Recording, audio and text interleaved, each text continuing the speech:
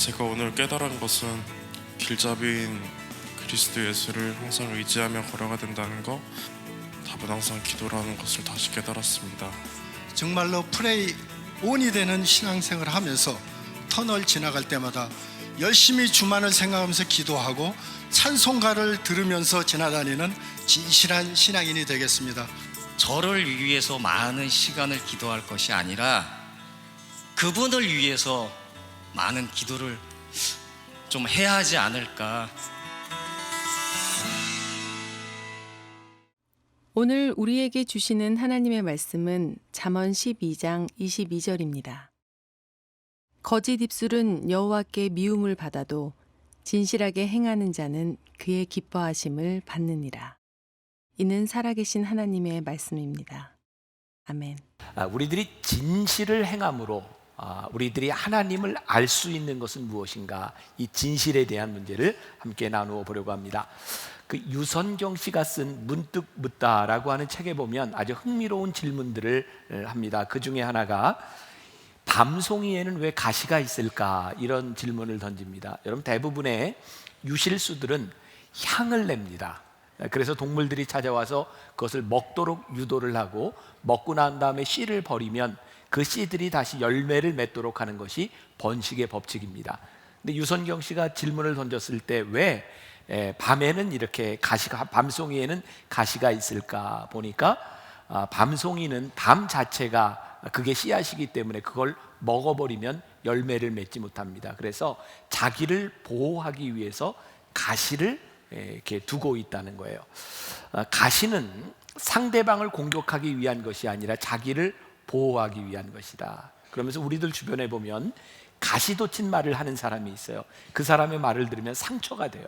근데 가만히 생각해 보면 그 사람이 공격하려고 하는 의도가 아니라 자기를 방어하기 위해서 가시돋친 말을 하는 것은 아닌가. 여러분들 밤에 개들이 짖잖아요. 대개 짖는 개는 용감해서 짖는 게 아니랍니다. 겁이 많은 개들이 자기에게 다가오지 못하도록 밤에 짖는 개들, 그게 겁 많은 개가 그렇게 짖는다고 합니다. 여러분들, 그래서 밤에 짖는 개는 무서워하지 않으셔도 됩니다. 또 재미있는 것 중에 하나가 그런 거죠. 여러분들, 나무들을 보면 산에서부터 밑에 있는 나무일수록 이파리도 많고 큽니다. 그리고 산 정상으로 올라가면 올라갈수록 나무들이 점점 작아집니다. 저는 몇 년 전에 태백산에 그 등산을 갔을 때 그 주목나무를 보고 참 이렇게 멋지다라는 생각을 했는데, 오래되어서 이렇게 작지만 이렇게 두툼한 나무들을 봐요. 여러분, 산 정상에 가면 나무들이 다 작습니다. 가시도 별로 없습니다. 이유는 무엇일까요? 공격받을 일이 없다는 겁니다. 여러분들, 우리들의 삶의 유연성이라고 하는 것, 누군가를 돌본다고 하는 것, 이런 것들은 사실 우리들의 신앙이 자라나면서 우리들에게 있어지는 거예요. 혹시 여러분들 주변에 우리를 힘들게 하는 가시돋친 말을 하는 사람이 있다면 그는 아직 성숙하지 못하여 자기를 보호하고 있구나라고 생각하면 될 것입니다. 그렇게 우리의 삶은요, 점점 배워가는 거예요. 우리가 하나님을 아는 지식에 대한 말씀을 물론 다 할 수는 없지만 오늘 6번에 걸쳐서 우리가 배우게 되었는데, 우리들이 하나님을 아는 지식을 통해서 우리들의 신앙이 점점 자라나게 되어 있는 거죠. 우리가 글 읽는 것을 배우면서 문학을 비평하게도 돼요. 덧셈과 뺄셈과 곱셈과 나눗셈을 우리들이 배워가면서 고등수학으로 이렇게 발전하게 됩니다. 우리의 신앙도 그렇게 자라나는 거예요.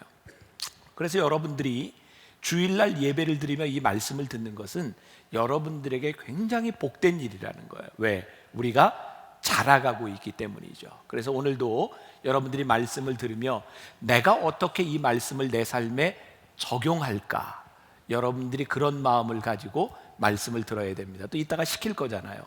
이제 긴장을 하시고 말씀이 내 속에서 잘 자라날 수 있도록 그렇게 들어야 합니다.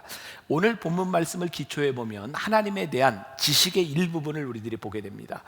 어떻게 되어 있냐면, 하나님은 어떤 성품을 가지고 계시냐면 거짓을 미워하시는 분이다. 그리고 진실을 행하는 자를 기뻐하시는 분이다. 그러면 우리들이 하나님을 배움으로 인하여 하나님을 닮아갈 수 있는 거예요. 우리가 거짓을 멀리하고 진실을 가까이 할 때 우리들이 하나님을 닮아가게 되는 거죠. 제가 몇 년 전이었던 것으로 기억을 합니다. 제가 설교를 하다가 무척 당황스러웠던 적이 있어요. 1부 예배를 마치고 2부 설교를 할 때였는데 저는 정말 설교 준비를 열심히 합니다. 열심히 하고 일주일 내내 원고를 보고 나와요. 그렇지만 설교 원고가 없이는 불안해서 설교를 못해요. 제가 어떻게 다 외울 수 있겠습니까? 그래서 제가 이제 도입 부분에 이렇게 이야기를 하다가 이제 본론으로 넘어가려고 설교를 원고를 딱 보는 순간 깜짝 놀랐어요. 제가 1부 때 가져왔던 설교 원고가 아니라 제가 사무실에 올라갔다가 내려왔는데 다른 원고를 가지고 온 거예요. 정말 그 순간에 정말 식은땀이 쫙 나는 거예요. 여러분, 그 순간에 정말 1만 가지의 생각이 이렇게 교차하는 거예요. 이 상황을 어떻게 모면하지? 그냥 해? 어떡하지? 그렇게 고민을 하다가 교인들에게 이야기를 했어요. 여러분, 제가 설교 원고를 잘못 가져왔습니다. 그 순간 저만 긴장한 게 아니라 교인들도 함께 긴장했어요. 그리고 예배를 마치고 났는데 한 분이 저에게 이런 이야기를 했어요. 목사님, 제가 평생 신앙생활을 하면서 오늘처럼 열심히 설교를 들은 날이 처음입니다. 그분이 왜 열심히 들었을까요?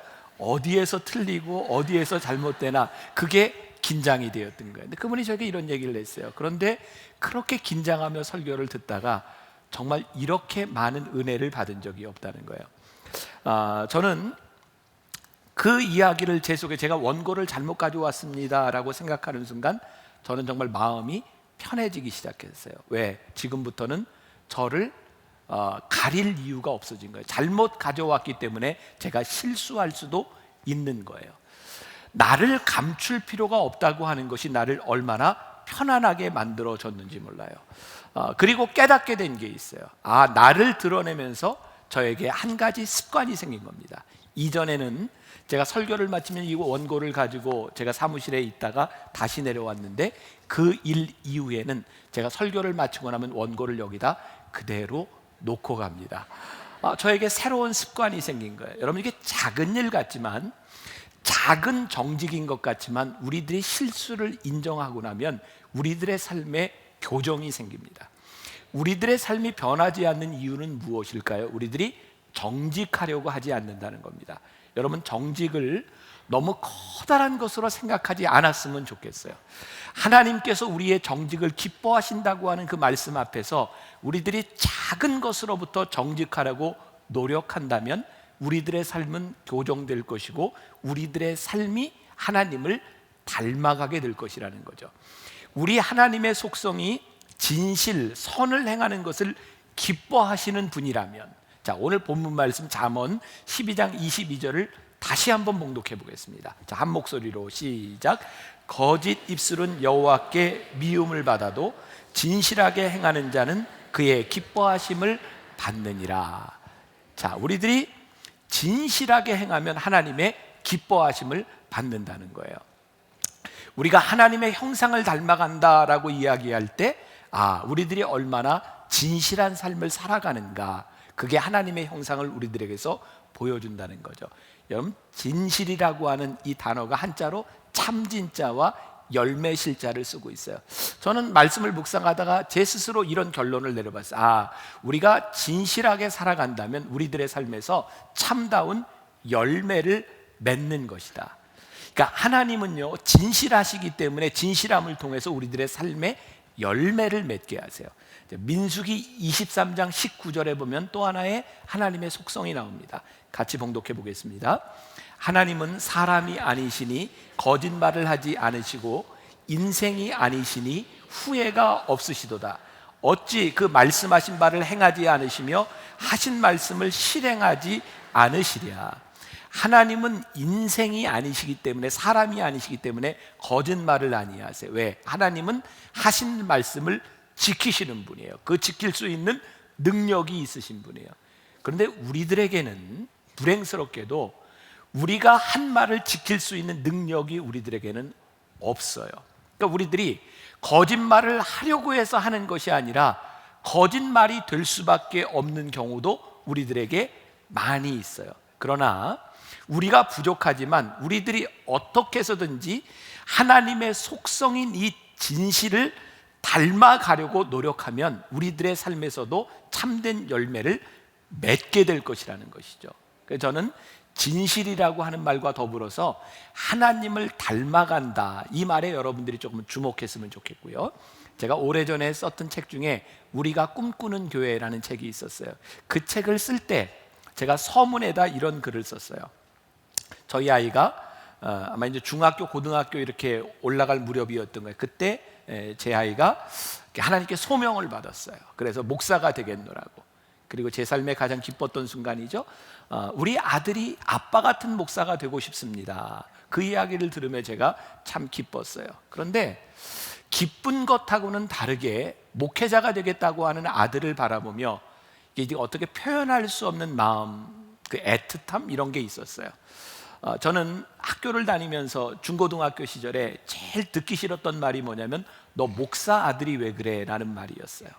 저는 목사 아들이라고 하는 것 때문에 제가 어떤 큰 무거운 짐을 지고 간다고 생각했거든요.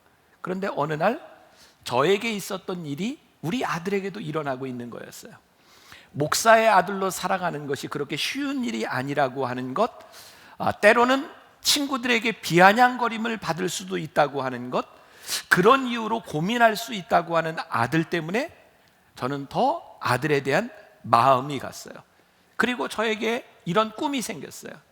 하나님, 아들이 아버지를 닮아가는 것이 쉬운 일은 아니지만 그것이 아버지의 기쁨이듯이 하나님 만나교회를 세워주신 그 이유가 우리가 하나님을 닮아가는 교회가 되는 것, 그것이 쉬운 일은 아니겠지만 우리 교회를 바라보며 세상이, 사람들이 하나님 닮은 모습을 볼 수 있다면 그게 얼마나 귀한 일이겠습니까?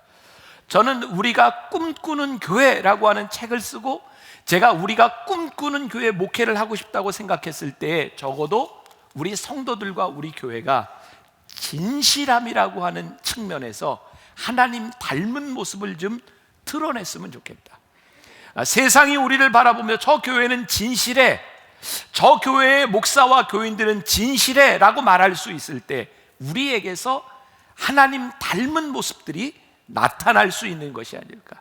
오늘 본문 말씀에 보면 거짓 입술은 여호와께 미움을 받아도 그랬어요. 여러분, 거짓 입술이 하나님께 미움을 받아요. 왜 하나님은 거짓을 미워하실까요? 거짓은요, 분열이에요. 우리가 거짓을 말하면 참다운 관계들이 깨어져요. 거짓이 쌓여갈수록 하나님과의 간격이 멀어지고 우리 믿는 성도들 안에서 누군가 거짓말을 하면 관계들이 깨어지기 시작해요. 그래서 하나님은 거짓을 미워하신다는 거예요. 그런데 여러분, 거짓말을 말하는 사람들의 어투의 일반적인 특징이 있습니다. 그러니까 이런 말을 하면 저 사람이 거짓이구나 라고 생각하면 됩니다. 혹시 여러분들은 거기에 속한 사람이 아니었는지, 이런 이야기죠. 누가 그러는데 이렇게 말하는 사람이 있으면 저 사람이 거짓이구나. 저는 가장 비겁한 말 가운데 하나가 누가 이러는데 라고 하면서 말을 전하는 사람이라고 생각해요. 하나님은 우리의 입술로 우리의 진실을 말하기를 원하시지 누구의 말을 빌어서 누군가의 아픔을 주기를 원하시는 분은 아닌 것 같아요. 그리고 또 하나, 우리들이 거짓말을 한다고 하는 것은 의도적인 것도 있지만 우리들의 마음 속에서 만들어내는 상상들이 있어요. 여러분, 조심해야 된다는 거예요. 우리가 흔히 이런 얘기, 저 사람 참 소설을 쓰네, 소설을 써. 왜? 그의 마음 속에서 상상하며 이야기를, 거짓을 만들어내요. 그런데 영어 성경에 보면 그 여기에서 미워하신다라고 하는 말이 detest라고 하는 단어를 쓰고 있는데 원어에 보면 이런 뜻을 가지고 있어요. 속을 뒤틀어 역겹게 한다는 거예요. 우리들이 거짓을 말하는 것을 보면 하나님께서요, 속이 역겹다는 거예요. 이게 얼마나 심한 표현입니까? 근데 하나님이 왜 역겨우실까요? 여러분, 우리들은 상대방이 거짓말을 하는지 안 하는지 잘 몰라요. 거짓을 이야기해도 우리들은 속아 넘어갈 수 있어요. 그런데 하나님은 인생이 아니시고 하나님은 우리들이 거짓말을 아시기 때문에 하나님 앞에서 거짓말을 뻔뻔스럽게 하는 모습을 바라보며 하나님이 역겨워하신다는 거예요. 그러니까 이 거짓이 얼마나 무서운 일인지 몰라요. 여러분, 이게 너무 추상적으로 들린다면 여러분들이 자녀들을 키우면서 자녀들을 혼낼 때 아이가 거짓말인 걸 뻔히 알아요, 부모가. 근데 아이가 거짓말을 해요. 부모가 그것을 모르는 상태라고 하면 거짓은 그냥 죄일 뿐이지만, 그것을 알고 있는 부모의 입장에서 거짓을 말하는 아이를 바라보면 진실을 이야기하라고 이야기하는데도 끝까지 거짓을 이야기하는 것을 보면 우리들의 속이 뒤틀리는 거예요. 근데 문제는 우리들은 거짓을 분별할 만한 능력이 없지만 하나님은 아시기 때문이라는 거죠. 여러분들 혹시 일본 작가 중에 나스메 소세키라고 하는 사람을 들어보셨나요? 나는 고양이로소이다 라고 하는 책을 쓴 유명한 작가입니다. 이 나스메 소세키에 대한 이야기인데, 소세키 참, 제 2부 때도 참 힘들었어요, 이름 때문에. 이 소세키는 도쿄대학의 영문학 교수로 있었어요. 그분에 대한 이야기입니다. 하루는 강의를 하는데 한 학생이 강의 시간에 계속 주머니에 이렇게 손을 넣고 있는 거예요. 이 소세키는 굉장히 이렇게 예민한 사람이었기 때문에 그게 굉장히 눈에 거슬렸던 것 같아요. 그래서 학생에게 그렇게 이야기를 했답니다. 학생, 손을 빼. 근데 학생이 빼지 않습니다. 강의를 하다가 그게 계속 눈에 걸립니다. 자네 주머니에서 손을 빼게. 나는 신경이 예민한 사람이기 때문에 강의가 잘 안 돼. 근데 학생이 빼지를 않습니다. 결국 소세키는 강의를 하다 말고 밖으로 나갑니다. 그때 나가는 그 교수를 향해 학생이, 교수님, 저 잠깐만요. 저는 팔이 없어요. 그 학생은 뺄 수 있는 팔이 없는 학생이었어요. 헐렁한 옷을 그냥 주머니에 넣고 있었을 뿐이에요. 소세키는 이렇게 이야기합니다. 그 말에 나는 뒤통수를 얻어맞은 것 같은 충격에 휩싸였다. 자신의 예민한 성격 때문에 한 사람의 아픔을 전혀 돌보지 못했다. 여러분, 한번 우리들이 생각해 보세요. 우리들은 사실 거짓말을 한다고 말할 때 그 거짓말이 무엇인지 우리는 분별할 수 있는 능력이 있는 것은 아니에요. 또 우리는 진실을 이야기한다고 할 때, 누군가에게 이것이 진실이냐고 이야기할 때 우리는 그것이 정말 진실인지를 판단할 수 있을 만한 능력이 우리들에게 있는 것도 아니에요. 그런데 우리는 판단해요. 우리는 진실이라고 판단하는데 그것이 거짓일 수 있어요. 예를 들어서 우리는 누군가를 해서 이런 말을 너무 쉽게 하잖아요. 저 사람은 너무 구두쇠야, 인색해. 근데 정말 여러분은 그 사람의 삶에 대해서 지금 어떤 형편에 있는지 여러분들이 다 알 수 있나요? 우리는 누군가를 향해서 이렇게 이야기하면 저 사람은 너무 이기적이야, 누군가를 위해서 시간을 내주지 못해라고 말을 했을 때 지금 그 사람의 인생 가운데 어떤 시간들을 지나가고 있는지 우리들이 다 알 수 있는 능력이 있는가요? 저 사람은 왜 마음을 열지 않아? 우리들은 다 이렇게 터놓고 이야기하는데 저 사람은 늘 자기 이야기를 하지 않아 라고 비난할 때 그 사람의 삶에 어떤 아픈 상처가 있는지 우리는 모르잖아요. 사실 우리들이 진실이라고 하는 것을 모르는 것이 아닌데, 진실을 말하고 싶지만 우리의 진실이 거짓일 수 있고 우리가 이야기하는 판단이 불완전할 수 있다고 하는 것이 우리로 하여금 하나님을 닮아가는 진실한 삶을 살게 하는데 얼마나 힘들게 하는 일이냐 이 말이에요. 그래서 우리들이 진실한 삶을 살아가기 위해서 하나님이 어떤 분이신지를 알아야 하는 거예요. 로마서 11장 33절에 보니까 하나님에 대한 이야기가 나와요. 같이 한번 봉독해 봅시다. 깊도다 하나님의 지혜와 지식의 풍성함이요, 그의 판단은 헤아리지 못할 것이며 그의 길은 찾지 못할 것이로다. 여기 뭐라고 나와 있어요? 하나님에서 깊도다, 하나님의 지혜와 지식의 풍성함. 옛날 성경에는 부요함이라고 하는 단어를 썼어요. 하나님의 지혜와 지식이 풍성하다, 이 부요하다고 하는 말은 흘러 넘친다는 거예요. 우리는 실수합니다. 왜냐하면 우리의 지혜와 지식이 한계가 있기 때문이에요. 여러분, 실수라고 하는 말이 그런 말이죠. 바둑이나 장기를 두는데 수를 잘못 둔 거예요. 우리는 이게 최선인지 알고 두지만 잘못 둘 수 있어요. 그러나 이 모든 것을 아시는 하나님 앞에서 실수란 존재하지 않아요. 그런데 우리는 실수한단 말이에요. 그러면 우리가 참되게 살아가기 위해서 우리들이 완전할 수는 없지만 조금 더 온전한 삶을 살아가기 위해서 실수하지 않기 위해서 우리들이 어떻게 해야 될까요? 지혜와 명철이 풍성하신 하나님 앞에 우리들이 구해야죠. 우리가 하나님을 믿는다고 하면서도 우리들이 진실하게 살아가지 못하는 이유 가운데 하나는 우리들이 하나님 앞에 진실함, 지혜를 구하지 않는다. 야고보서 1장 5절 말씀, 너희 중에 누구든지 지혜가 부족하거든 모든 사람에게 후히 주시고 꾸짖지 아니하시는 하나님께 구하라. 그리하면 주시리라. 여러분들이 하나님의 말씀을 믿으십니까?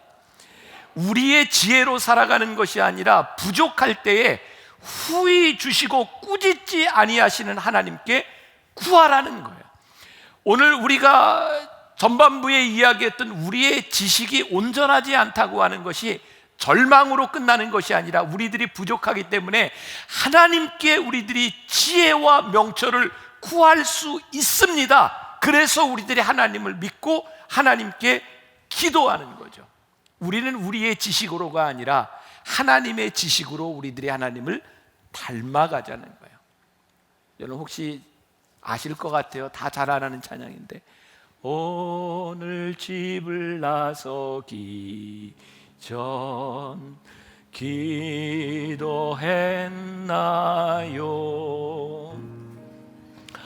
오늘 받을 은총 위에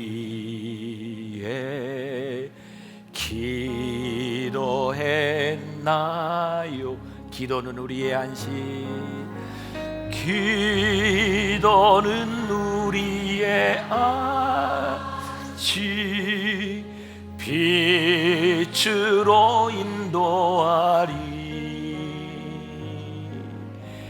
앞이 캄캄할 때 기도 잊지 마세요.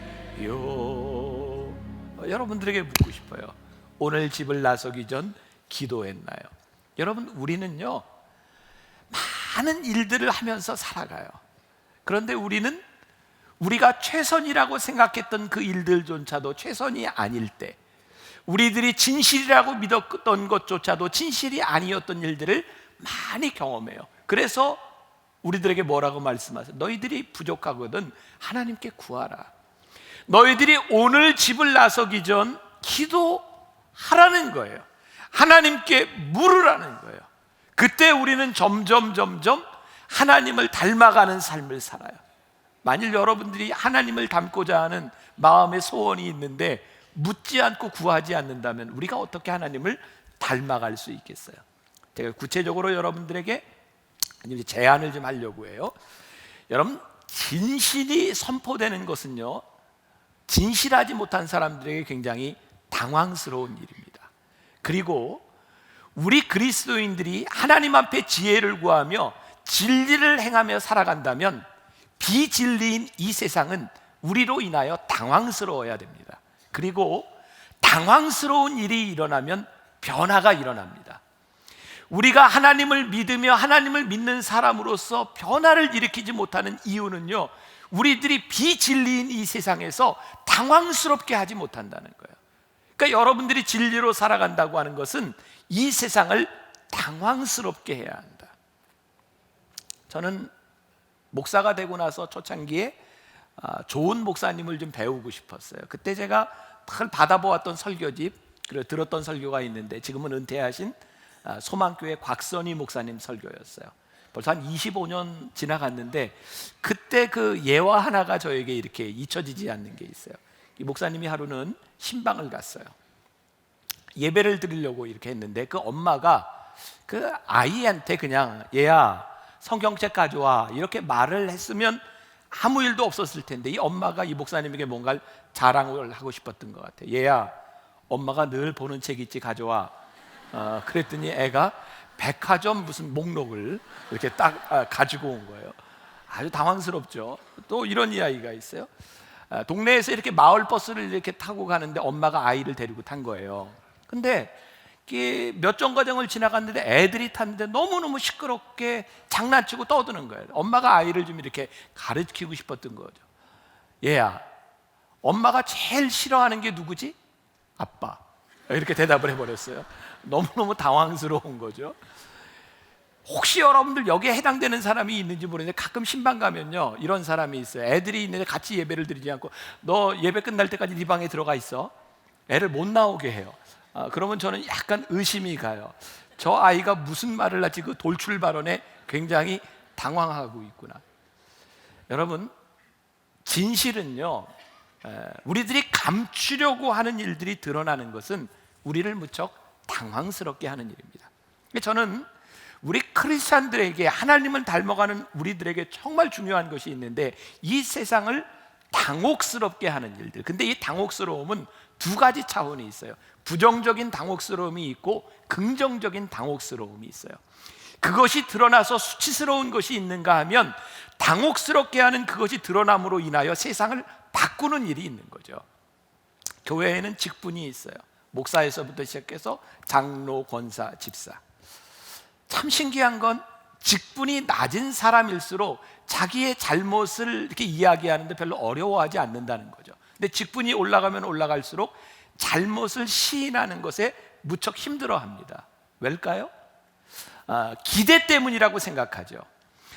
나는 이런 직책을 가지고 이렇게 잘못하면 안 되는데 그 잘못을 내가 드러내면 내 체면이 깎이리라고 생각하는 거죠. 근데 사실은 그렇지 않아요. 직분이 높으면 높을수록 그리고 목회자가 되고 장로가 된다고 하면 사실은 훨씬 더 많은 자신의 잘못을 시인할 수밖에 없어요. 근데 여러분들 오해하지 마세요. 신앙생활을 오래 하고 직분이 올라갔기 때문에 잘못을 많이 저지르기 때문이 아니라 신앙생활을 오래 하며 우리들의 삶을 늘 하나님 앞에 비추어 보면 우리들이 하나님 앞에 우리들의 잘못된 모습들을 내놓지 않을 수가 없는 거예요. 왜? 죄에 대하여 그만큼 민감해지기 때문이죠. 그런데 우리는 반대로 직분이 올라가면 올라갈수록 우리들의 잘못들을 자꾸 가리려고 한다는 거예요. 이 세상을 당황스럽게 하는 것은요 하나님을 믿는 사람들이 용기 있게 자신의 거짓됨들을 드러낼 수 있을 때입니다. 그리고 더욱더 중요한 것은 사실은 드러내는 용기도 중요하지만 하나님을 믿는 신앙의 연륜이 올라가면 올라갈수록 사실은 드러낼 만한 거짓이 줄어들어야 하는 거죠. 그런데 우리는 이거를 잘 못한다는 거예요. 그래서 이제 구체적으로 우리들의 삶을 하나님을 닮아갈 수 있는 삶을 살아가기 위해서 먼저 거짓말을 적게 하는 훈련을 우리들이 해야 되겠다 이 말이에요. 자, 잠언 10장 19절에 보니까 같이 봉독해 볼까요?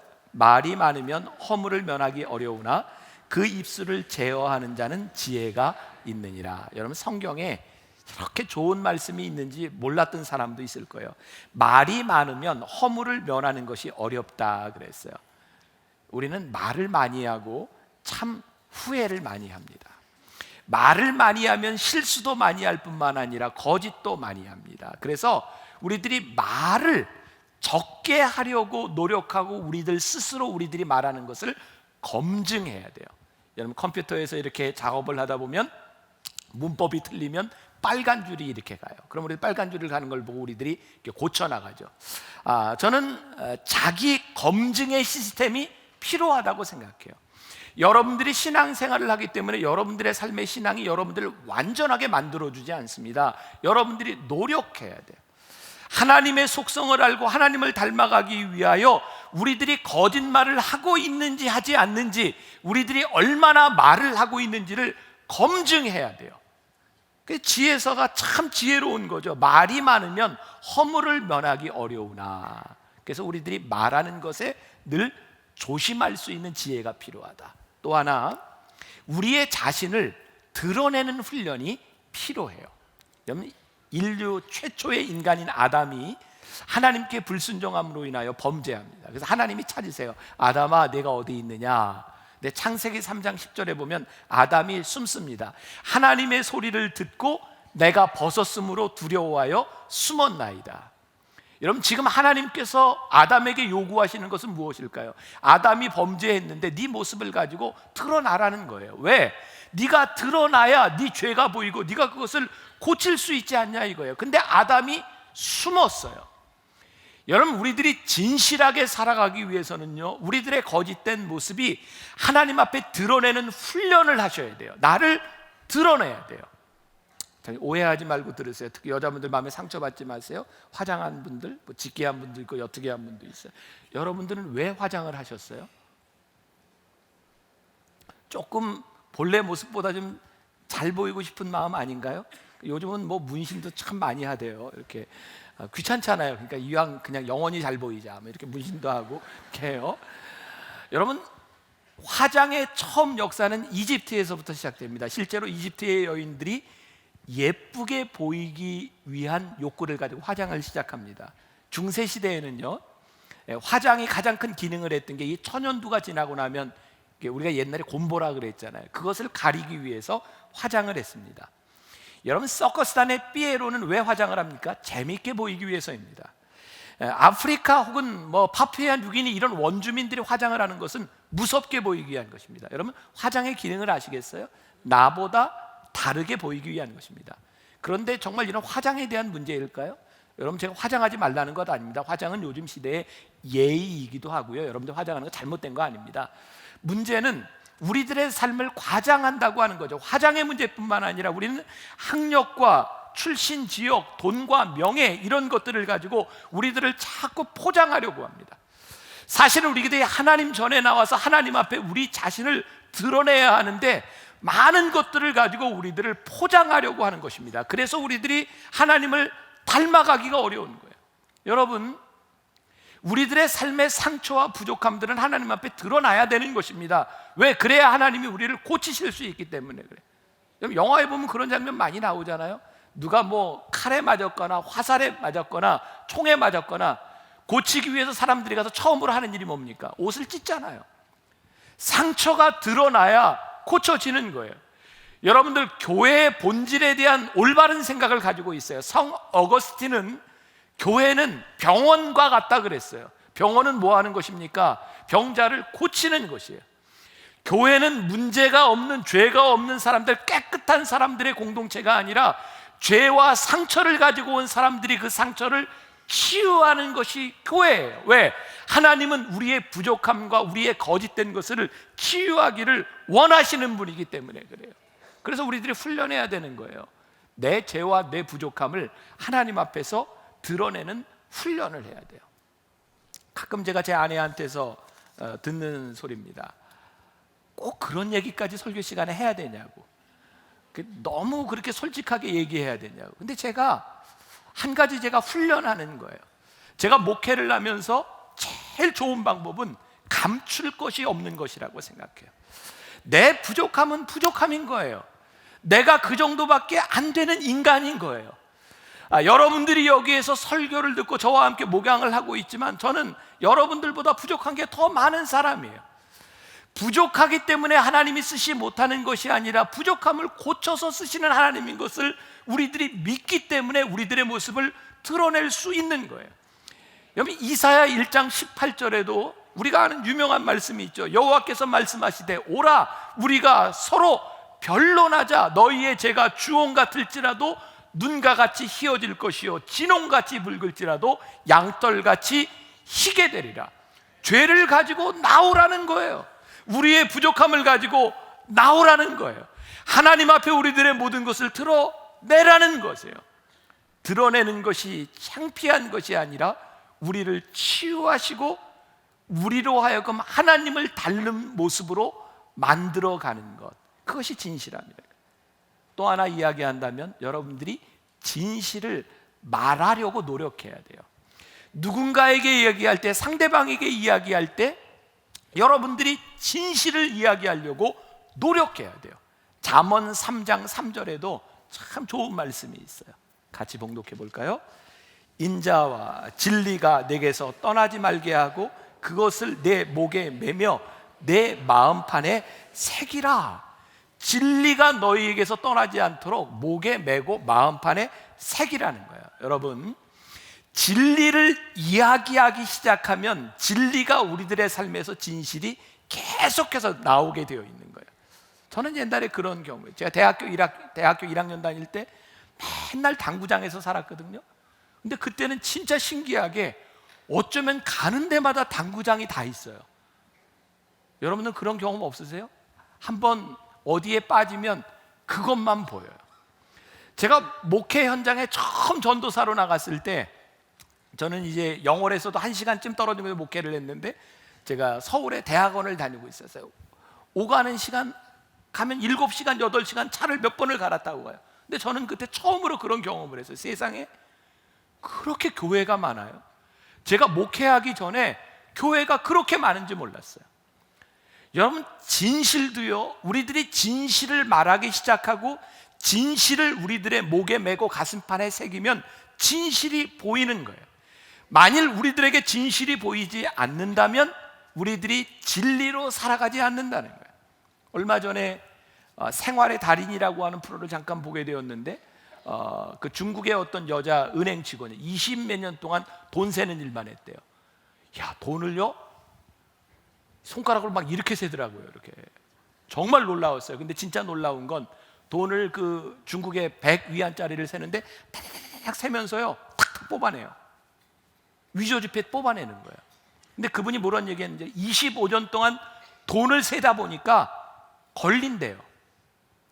여러분, 우리가 진리를 말하는, 진실을 말하는 훈련이 무엇일까요? 우리가 진실을 말하려고 훈련하면 거짓이 우리들에게 걸리게 되어 있는 거예요. 근데 만일 여러분들이 거짓을 이야기하는데도 여러분들에게 걸리지 않는다면 우리는 하나님의 성품을 닮아갈 수 없는 거죠.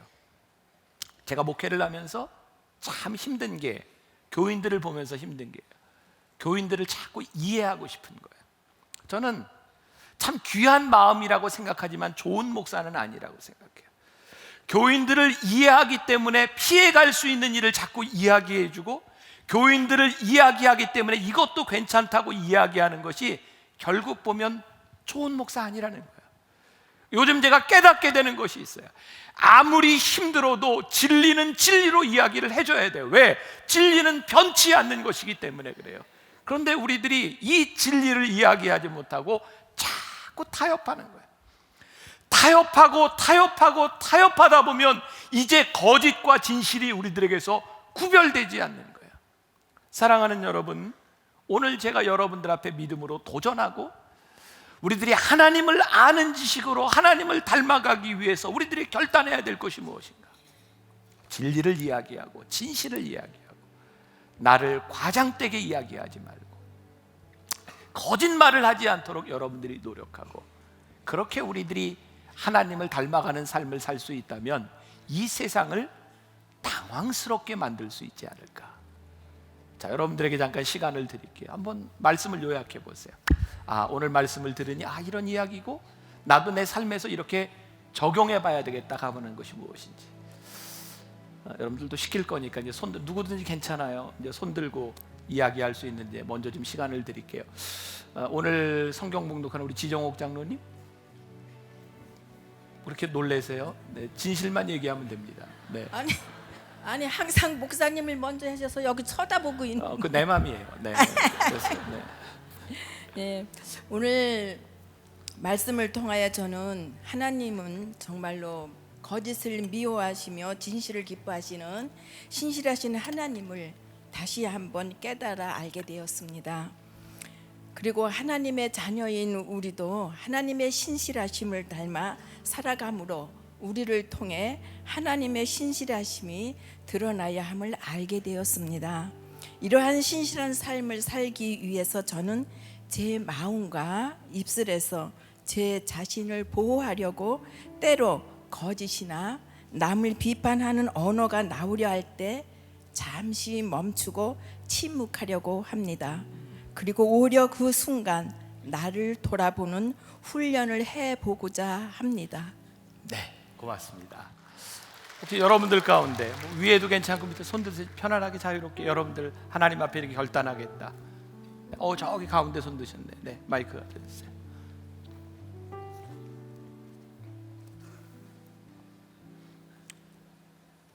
우리 권사님하고 내가 한 분만 더 시키겠습니다. 오늘 가슴 뛰는 분은 고백하세요. 네. 제4 남선나무 방일철 권사입니다. 오늘 하나님의 말씀을 통해서 하나님은 거짓을 미워하시고 진실을 기뻐하신다는 말씀을 목사님을 통해서 잘 알게 되었습니다. 하나님은 우리가 말하는 입술에 대하여 책임지시라고 하시는 것도 잘 알게 되었습니다. 따라서 우리들은 진실한 것을 실수하지 않고 판단할 수 있는 능력을 키우며 살아가야 되겠다는 점을 알게 되었습니다. 또한 우리 신앙인들은 우리 삶 속에서 거짓말하지 않고 미워하지 않고 남을 흉보지 않고 모함하지 않고 진실하게 살아나가는 것이 바로 우리들이 할 일이고 불신자들한테도 모범이 된다, 이렇게 알게 되었습니다. 감사합니다. 네, 고맙습니다. 네, 한 분만 더. 누구든지 좋아요. 위에도 좋고 밑에도 좋고. 네. 이쪽에. 네. 마이크 주세요.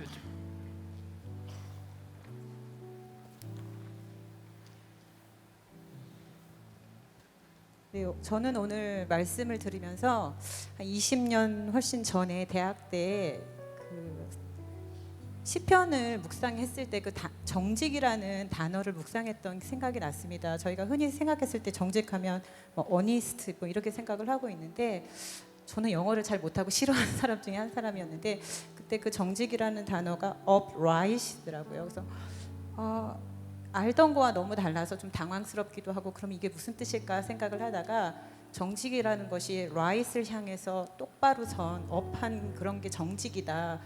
거짓말하지 않는 게, 그러면 그 right이라는 게, right의 최고봉은 하나님이신데 하나님을 향해서 똑바로 서 있는 것이 정직이고, 우리가 흔히 그 반대로 거짓말하지 않는 게 정직이라고 하는 생각을 하는데, 거짓말하지 않는 게 그 하나님을 증거하지 않는 게 그게 거짓이 아닌가라는 그런 생각을 했습니다. 그래서 오늘 말씀을 들으면서 내 안에 거짓말하지 않는, 또 그것으로 정직한 삶으로 인해서 진실의 열매를 맺는 그 행함도 중요하지만, 제 안에서 내 스스로가 하나님 앞에서 똑바로 서 있나, 그 근본적인 그런 걸 생각을 하는, 그리고 20몇 년 전에 그 정직을 묵상했던 그런 생각이 났습니다. 좀 더 제 삶을 좀 돌아보는 그런 삶을 살아야겠다는 생각을 했습니다.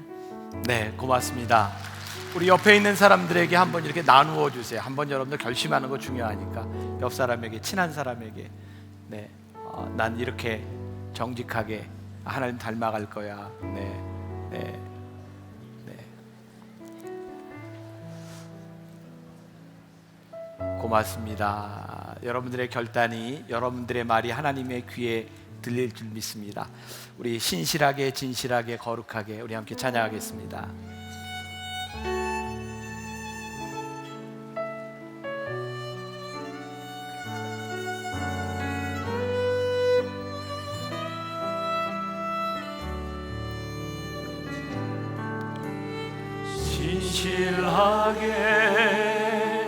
진실하게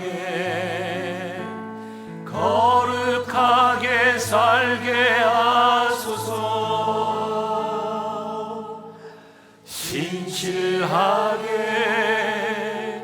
진실하게 거룩하게 살게 하소서. 우리 다시 한번 신실하게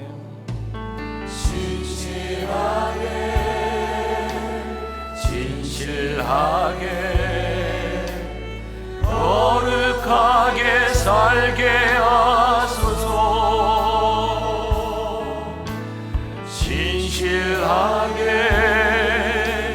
진실하게 거룩하게 살게 하소서. 우리 다시 한번 신실하게, 우리 봉헌하며 찬양하겠습니다. 신실하게 거룩하게 살게 하소서. 진실하게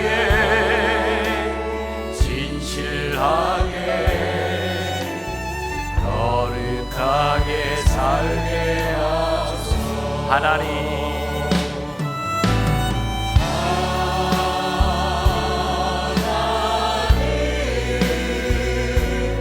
나의 마음 만져주소서. 하나님,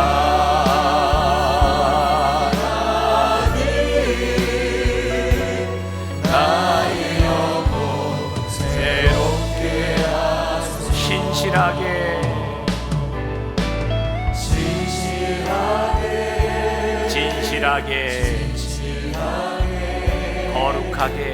거룩하게 살게 하소서. 진실하게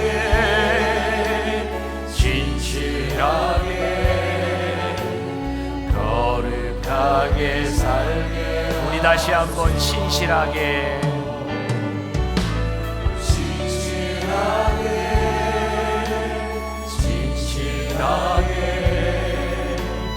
거룩하게 살게 하소서.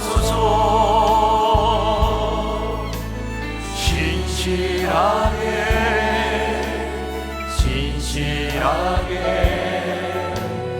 거룩하게 살게 하소서.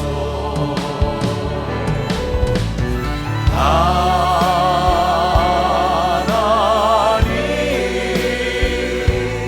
나의 기도 들어주소서. 하나님,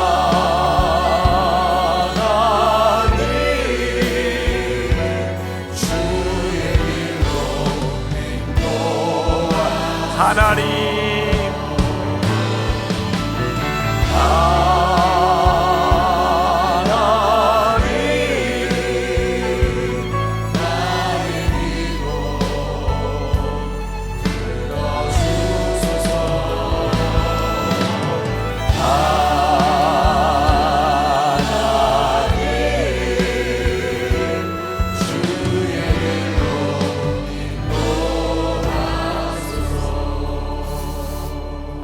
사랑하는 여러분, 오늘 우리의 입술로 한번 고백하고 나가야 되지 않겠습니까? 하나님, 신실하게 진실하게 살기를 원합니다.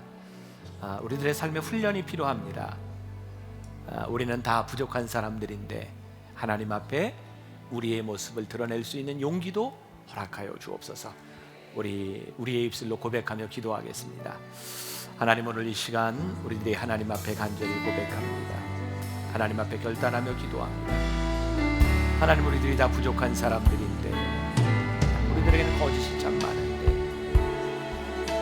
주님, 하나님 앞에 우리들이 믿음으로 고백합니다. 주님, 내가 진실하기를, 하나님 앞에 신실하기를, 하나님 앞에 온전히 살아가기를 아버지 하나님 간절히 원하는 마음으로 하나님 앞에 나아갑니다. 성령님, 우리의 마음을, 우리의 심령을 주님 고쳐주시고 하나님 인도하여 주시길 아버지 하나님, 아버지 하나님, 진실하게 아버지 믿음 가운데 살아가는 아버지 하나님, 우리들의 연약함, 우리들의 부족함 하나님 아시는데 아버지 하나님 앞에 구하며 하나님의 구하심과 지식의 부요함을 구하며 아버지 하나님, 그렇게 결단하기를 소원합니다.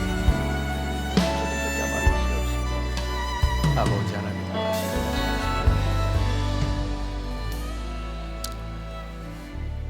하나님, 우리의 모습을 돌이켜보면 하나님, 우리는 불의한 입술을 가질 때가 참 많이 있었습니다.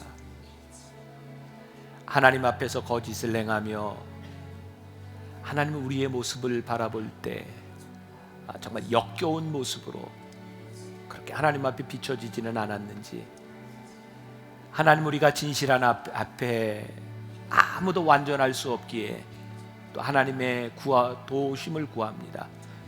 지혜와 명철을 주시는 주님, 후히 주시고 꾸짖지 아니하시는 주님, 하나님, 결단하며 나아가는 주의 백성들 가운데 함께 하셔서 지금보다 더 진실하게 지금보다 더 신실하게 하나님 닮아가는 하나님의 사람들 되게 하여 주옵소서.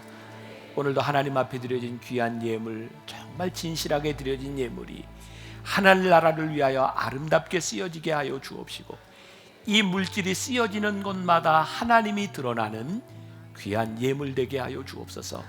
하나님, 행여 경제적으로 지금 어려운 때를 지나가고 있는 우리 귀한 형제와 자매들, 식구들이 있다면 하나님 위로하시고, 물질로 인하여 거짓되지 않도록, 범죄하지 않도록 하나님 붙잡아 주시고, 하늘 문을 여시고 축복하셔서 하나님의 뜻대로 살아가기에 부족함이 없는 귀한 사람들 되게 하여 주옵소서.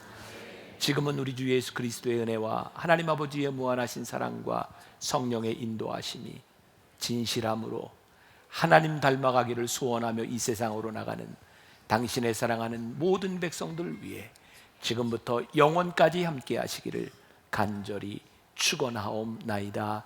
아멘.